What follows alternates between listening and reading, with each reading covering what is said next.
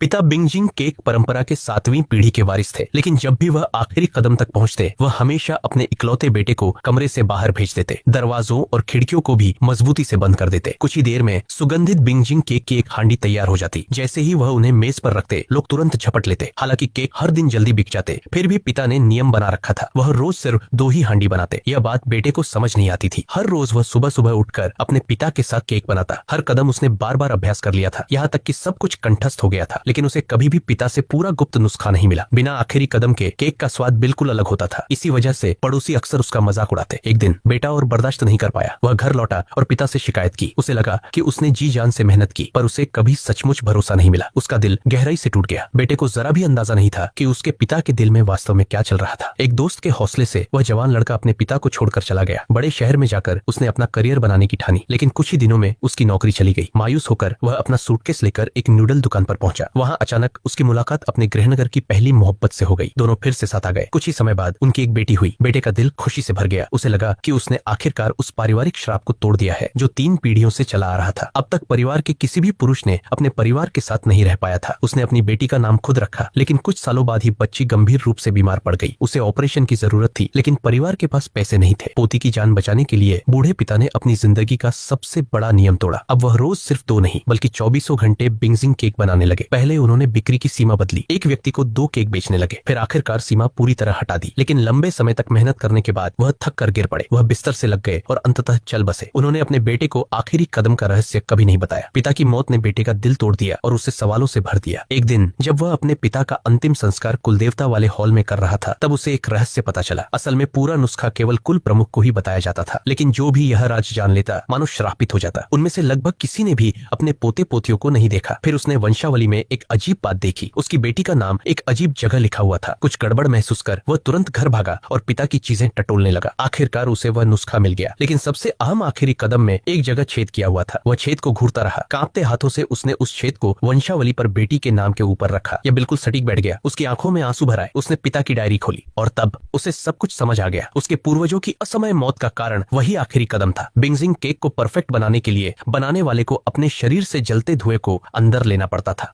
तभी उस केक का स्वाद अविस्मरणीय बनता था।